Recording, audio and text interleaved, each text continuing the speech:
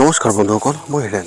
আজি মই আপোনালোকক এই ভিডিঅ'টোৰ জৰিয়তে 2024 চনত এই তিনিটা ৰাশিৰ শিক্ষা আৰু কেৰিয়াৰ ক্ষেত্ৰত কেনে হ'ব তাৰে সম্পূৰ্ণ বিৱৰণ মই আপোনালোকক এই ভিডিঅ'টোৰ জৰিয়তে আগবঢ়াইছোঁ। প্ৰথমে মোৰ চেনেলটো আপোনালোকে ছাবস্ক্ৰাইব কৰি ল'ব, যাতে মোৰ পিছৰ ভিডিঅ'বিলাক আপোনালোকে সহজে লাভ কৰিব পাৰে। লগতে মোৰ ভিডিঅ'টো ভাল লাগে তেন্তে লাইক আৰু শ্বেয়াৰ কৰিব, কমেণ্ট কৰি আপোনালোকৰ মনোভাৱ প্ৰকাশ কৰিব। এতিয়া আহোঁ মূল বিষয়লৈ। তুলা ৰাশিৰ ব্যক্তিসকলৰ এই 2024 বৰ্ষত এওঁলোকৰ শিক্ষাৰ ক্ষেত্ৰত এনেধৰণৰ। এই বছৰটো শিক্ষাৰ্থীসকলৰ বাবে অতি কঠোৰ আৰু প্ৰত্যাহ্বানেৰে ভৰি পৰিব। শনি আপোনাৰ পঞ্চম ঘৰত অৱস্থিতি হৈ থাকিব আৰু আপোনাৰ চতুৰ্থ ঘৰৰ প্ৰভু। সেইবাবে আপুনি আপোনাৰ অধ্যয়ন সম্প্ৰসাৰিত কৰাত সুযোগ পাব।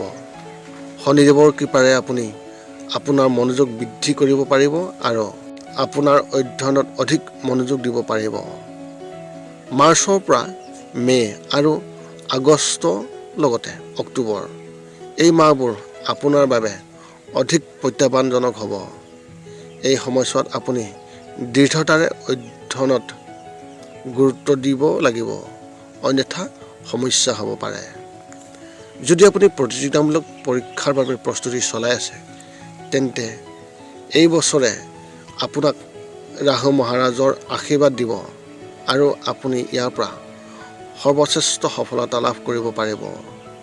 এই বছৰটো উচ্চ শিক্ষা গ্ৰহণ কৰা ব্যক্তিসকলৰ বাবে অতি মধ্যমীয়া হ'ব। আপুনি আপোনাৰ সামৰ্থ্য আৰু অধিক বৃদ্ধি কৰাৰ ওপৰত গুৰুত্ব দিব লাগিব, যাতে আপুনি বিচৰা সৰ্বশ্ৰেষ্ঠ ফলাফল লাভ কৰিব পাৰে আৰু আপুনি বিচৰা বিষয়বোৰ অধ্যয়ন কৰাত সফল হ'ব পাৰিব। অধ্যয়ন কৰিবলৈ বিদেশলৈ যোৱাৰ সপোন দেখি থকা যিসকল ব্যক্তি, তেওঁলোকৰ সপোন পূৰ কৰিব পাৰিব। কিন্তু সাধাৰণতে এই বছৰটোৱে আপোনাক অপেক্ষা কৰিবলৈ ইংগিত দিছে। আপোনাৰ কেৰিয়াৰ ক্ষেত্ৰত এনেধৰণৰ। আপোনাৰ কেৰিয়াৰ সম্পৰ্কে আপুনি এই বছৰটো কিছু ভাল ফলাফল লাভ কৰাৰ সম্ভাৱনা দেখা গৈছে। বছৰটোৰ আৰম্ভণিতে দেৱগুৰু বৃহস্পতি আপোনাৰ সপ্তম ঘৰত থাকিব আৰু শনি মহাৰাজ আপোনাৰ পঞ্চম ঘৰত থাকিব। বছৰটোৰ আৰম্ভণিতে সূৰ্য আৰু মংগল আপোনাৰ তৃতীয় ঘৰত থাকিব আৰু আপোনাৰ ষষ্ঠ ঘৰত ৰাহুৰ প্ৰভাৱৰ বাবে আপুনি কোনো প্ৰত্যাহ্বানৰ সন্মুখীন হ'ব লাগিব আৰু আপুনি ভয় নকৰিব।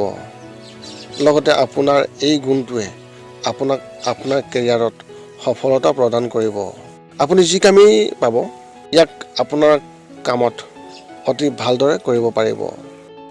আপোনাৰ জ্যেষ্ঠসকল আপোনাৰ সৈতে সুখী হ'ব আৰু তেওঁলোক আগ্ৰহেৰে আপোনাক ভাল পাব, এটা স্থিতিত পাব। মাৰ্চ আৰু এপ্ৰিল মাহবোৰ কিছু অসুবিধাজনক হ'ব। এই সময়ছোৱাত আপুনি আন এটা চাকৰিৰ বাবে চেষ্টা কৰিব লাগিব পাৰে, কিয়নো প্ৰথম চাকৰিটোত আপুনি সমস্যা পাব পাৰে। মে' আৰু জুন মাহত আপুনি আপোনাৰ কামৰ ক্ষেত্ৰত আপোনাৰ বিৰোধীসকলৰ প্ৰতি সতৰ্ক হ'ব লাগিব, কিয়নো তেওঁলোকে বিভিন্ন ধৰণৰ আপোনাৰ বিৰুদ্ধে যক্ষ্যন্ত্ৰ কৰিব পাৰে আৰু তাৰ বাবে আপুনি আপোনাৰ কেৰিয়াৰত সমস্যাৰ সন্মুখীন হ'ব লাগিব পাৰে। ইয়াৰ পিছতেই সময়বোৰে আপোনাক উন্নতি দিব। আগষ্টৰ পৰা ডিচেম্বৰলৈকে এই সময়ছোৱাতে আপোনাৰ বাবে অতি ভাল সুযোগ আহিব আৰু আপুনি আপোনাৰ চাকৰিৰ শক্তিৰে প্ৰতিটো কাম ভালদৰে কৰিব পাৰিব আৰু নিজৰ বাবে এক বেলেগ স্থান তৈয়াৰ কৰি ল'ব পাৰিব। বৃশ্চিক ৰাশিৰ ব্যক্তিসকলৰ শিক্ষাৰ ক্ষেত্ৰত কেনে হ'ব তাৰে সম্পূৰ্ণ বিৱৰণ মই আপোনালোকক এই ভিডিঅ'টোৰ জৰিয়তে আগবঢ়াইছোঁ। এই বছৰটোৱে শিক্ষাৰ্থীসকলৰ বাবে মিশ্ৰিত ফলাফল আগবঢ়াইছে। ৰাহু মহাৰাজ গোটেই বছৰটো পঞ্চম ঘৰত বহি থাকিব, যি আপোনাক বুদ্ধিত তীক্ষ্ণ কৰি তুলিব। আপুনি যি ভাবে বুজিব বা আপুনি পঢ়িব নতুবা জানিবলৈ চেষ্টা কৰিব, আপুনি এই সকলোবোৰ অতি সোনকালেই আপোনাৰ মনলৈ আহিব আৰু আনিব পাৰিব আৰু আপোনাৰ বুদ্ধি বিকশিত কৰিব পাৰিব। আপোনাৰ স্মৃতিশক্তি তীক্ষ্ণ হ'ব। আপুনি আটাইতকৈ কঠিন প্ৰত্যাহ্বানবোৰ সমাধান কৰিব পাৰিব। সেইবাবে গণিতৰ হওক বা সাধাৰণ জ্ঞানতেই হওক এক চিকুটত এই সকলোবোৰ সমাধান কৰিব পাৰিব। ই আপোনাক আপোনাৰ বিষয়বোৰত আগবাঢ়ি যোৱাত সুযোগ দিব। কিন্তু এই ৰাহু মহাৰাজে আপোনাৰ মনোযোগ বিভ্ৰান্ত কৰাৰ বাবেও কাম কৰিব আৰু ইয়াৰ বাবে আপুনি অধ্যয়নত প্ৰত্যাহ্বানৰ সন্মুখীন হ'বলগীয়া হ'ব পাৰে। কিয়নো যদিও আপোনাৰ মন তীক্ষ্ণ, কিন্তু নিৰন্তৰ শৃংখলাবদ্ধভাৱে অধ্যয়নৰ অভাৱৰ বাবে আপুনি মাজত কিছু প্ৰত্যাহ্বানৰ সন্মুখীন হ'ব লাগিব। ইয়াক এৰাই চলিবলৈ আপুনি চেষ্টা কৰাটো অত্যন্ত প্ৰয়োজন হ'ব। যদি আপুনি যিকোনো ধৰণৰ প্ৰতিযোগিতামূলক পৰীক্ষাৰ বাবে প্ৰস্তুতি চলাই আছে, তেন্তে বছৰটোৰ প্ৰথমাৰ্ধ কিছু দুৰ্বল হ'ব। আপুনি কঠোৰ পৰিশ্ৰম কৰিব, লগতে আপুনি আহিবলগীয়া অধ্যাংশত শুভ ফলাফল প্ৰাপ্ত কৰিব পাৰিব। গ্ৰহৰ স্থিতিয়ে সূচাইছে যে মে' আৰু অক্টোবৰৰ মাজত আপুনি যিকোনো প্ৰতিযোগিতামূলক পৰীক্ষাত নিৰ্বাচিত হোৱাৰ সম্ভাৱনা অধিক। যদি আপুনি উচ্চ শিক্ষা লাভ কৰিবলৈ বিচাৰি আছে, তেন্তে এই বছৰটো আপোনাৰ বাবে অতি শুভ। যদি আপুনি উচ্চ শিক্ষা লাভ কৰিব বিচাৰি আছে, তেন্তে আপুনি তাৰ বাবে যথেষ্ট পৰিশ্ৰম কৰিব লাগিব। যিসকল ব্যক্তি অধ্যয়ন কৰিবলৈ বিদেশলৈ যোৱাৰ সপোন দেখি আছে, তেওঁলোকে আগষ্টৰ পৰা নৱেম্বৰৰ ভিতৰত সফলতা লাভ কৰিব। এতিয়া মই আপোনালোকৰ কেৰিয়াৰ বিষয়ে ক'বলৈ গৈ আছোঁ। আপোনাৰ কেৰিয়াৰ ক্ষেত্ৰত এই বছৰটো কেৰিয়াৰৰ দৃষ্টিকোণৰ পৰা দেখুৱাইছে যে এই বছৰটোৱে আপোনাক কঠোৰ পৰিশ্ৰম কৰাব। আপোনাৰ কেৰিয়াৰত স্থিৰতা থাকিব। আপুনি যি কামত ব্যস্ত আছে বা সেই চাকৰিটোত থাকিব বিচাৰিব আৰু আপুনি ইয়াৰ পৰা লাভালাভো লাভ কৰিব। যদিও মাজতে গ্ৰহৰ পৰিস্থিতি আপোনাক চাকৰি সলনি কৰিবলৈ অনুপ্ৰাণিত কৰিব, যিটো আপুনি সেই সুযোগটো দেখিও সলনি কৰিব পাৰে। কিন্তু শনি মহাৰাজ গোটেই বছৰটো চতুৰ্থ ঘৰত থাকিব আৰু আপোনাৰ ষষ্ঠ ঘৰত আৰু দশম ঘৰ দৃষ্টি ৰাখিব, যাৰ বাবে আপুনি আপোনাৰ চাকৰিত স্থিৰতা অনুভৱ কৰিব আৰু আপুনি আপোনাৰ চাকৰিত শান্তভাৱে কৰিবলৈ আগ্ৰহ প্ৰকাশ কৰিব। এই বছৰ বৃহস্পতিৰ সপ্তম ঘৰলৈ যোৱাটোৱে আপোনাৰ বাবে অনুকূল ফলাফল আনিব। এইবাৰ চাকৰি সলনি হোৱাৰ পিছত আপোনাক ভাল সফলতা প্ৰদান কৰিব পাৰে আৰু আপুনি আগষ্টৰ পৰা অক্টোবৰৰ ভিতৰত চাকৰিটোত পদোন্নতি কৰিবলৈ পাৰিব। শনি মহাৰাজৰ অনুগ্ৰহৰ দ্বাৰা চাকৰিটোত আপোনাৰ বিৰোধীসকলৰ 4জন হ'ব আৰু আপুনি শক্তিশালী স্থিতিত থাকিব। যেতিয়া এপ্ৰিলত সূৰ্য বিশেষভাৱে আপোনাৰ ষষ্ঠ ঘৰত থাকিব, তেতিয়া এই সময়টোৱে চাকৰিটোত এটা ডাঙৰ স্থান পোৱাটো সূচাব। এই সময়ছোৱাত চৰকাৰী চাকৰি পোৱাৰ সম্ভাৱনাও অতি সম্ভৱপৰ হ'ব। ইয়াৰ পিছত আগষ্টটোত ভাল ফলাফল পোৱাৰ সম্ভাৱনা আছে। ধনুৰাশি ব্যক্তিসকলৰ শিক্ষাৰ ক্ষেত্ৰত এই বছৰটোৰ আৰম্ভণি শিক্ষাৰ্থীসকলৰ বাবে খুবেই ভাল হ'ব। দেৱগুৰু বৃহস্পতি 1 মে'লৈকে আপোনাৰ পঞ্চম ঘৰত থাকিব আৰু ৰাহুৱে আপোনাক চতুৰ্থ ঘৰটোত বিশেষভাৱে প্ৰভাৱিত কৰিব। আপোনাৰ বুদ্ধি তীক্ষ্ণ হ'ব। আপুনি সহজে জ্ঞান আহৰণ কৰিব বিচাৰিব। আপুনি ইয়াৰ বাবে চেষ্টা কৰি থাকিব আৰু ইয়াৰ বাবে আপুনি শিক্ষাত ভাল ফলাফলো লাভ কৰিব। আপোনাৰ পঞ্চম ঘৰত শনিদেৱক বিশেষভাৱে দেখা যাব। শিক্ষাৰ ক্ষেত্ৰতো কিছু বাধা থাকিব আৰু আপুনি অধ্যয়নত কিছু প্ৰত্যাহ্বানৰ সন্মুখীন হ'ব লাগিব। কিন্তু লাহে লাহে সকলো ঠিক হৈ যাব। 1 মে'ৰ পিছত দেৱগুৰু বৃহস্পতি আপোনাৰ ষষ্ঠ ঘৰলৈ যাব আৰু মংগল মহাৰাজ আপোনাৰ পঞ্চম ঘৰলৈ বিশেষভাৱে আহিব, যাতে আপুনি অধিক উৎসাহিত হ'ব আৰু অধ্যয়নত মনোনিৱেশ কৰিব। তথাপিও আগষ্টৰ পৰা অক্টোবৰৰ ভিতৰত এই সময়ছোৱা কিছু অসুবিধাজনক হ'ব পাৰে। তাৰ পিছত পৰিস্থিতিবোৰ স্বাভাৱিক হৈ পৰিব।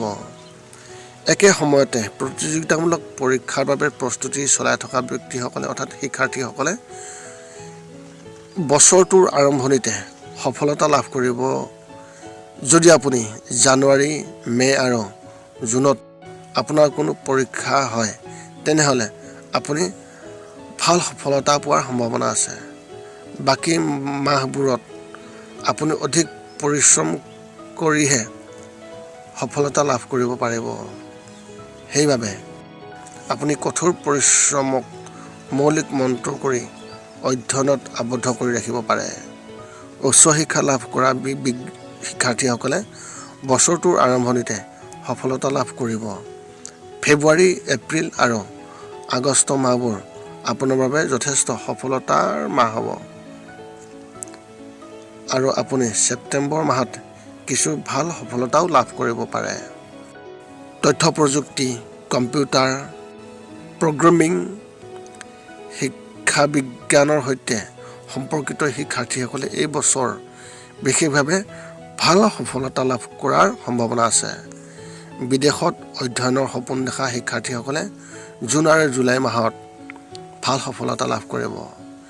এতিয়া আপোনালোকৰ কেৰিয়াৰ ক্ষেত্ৰত ক'বলৈ গ'লে আপোনাৰ এই বছৰটো কেৰিয়াৰৰ দৃষ্টিকোণৰ পৰা চাওঁতে দেখুৱাইছে যে এই বছৰটো আপোনাৰ বাবে চাকৰিৰ বাবে উত্থান পতনেৰে ভৰি থাকিব। আপোনাৰ কেতু মহাৰাজ গোটেই বছৰটো আপোনাৰ দশম ঘৰত থাকিব, যাৰ বাবে আপুনি আপোনাৰ চাকৰিত কিছু অস্বস্তি অনুভৱ কৰিব। আপোনাৰ মনটো বাৰে বাৰে কামৰ পৰা আঁতৰি যাব, হতাশাও ঘটিব পাৰে। আপুনি অনুভৱ কৰিব যে আপুনি য'ত কাম কৰি আছে বা আপোনাৰ সামৰ্থ্য অনুসৰি আপোনাৰ সঠিক কাম দিয়া হৈছে নে নাই, তাৰ বাবে আপোনাক বনোৱা হৈছে নে নাই, তাৰ বাবেতো আপুনি মন কৰিব।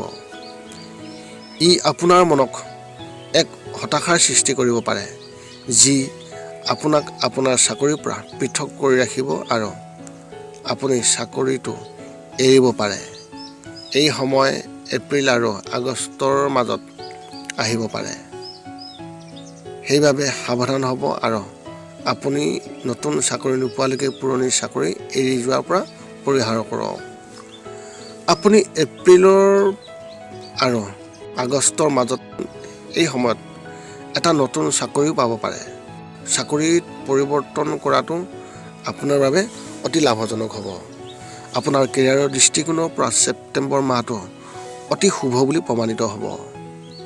এই সময়ছোৱাত আপুনি হঠাতে এটা ডাঙৰ পোষ্ট বেনিফিট লাভ কৰাৰ সম্ভাৱনা অত্যন্ত প্ৰবল দেখা গৈছে। এই সময়ছোৱাত আপোনাৰ সৈতে কাম কৰা আপোনাৰ সহকৰ্মীসকলে আপোনাক সমৰ্থন কৰিব আৰু তেওঁলোকৰ সমৰ্থনৰ বাবে আপুনি আপোনাৰ কামত ভাল প্ৰদৰ্শন কৰিবলৈ সক্ষম হ'ব।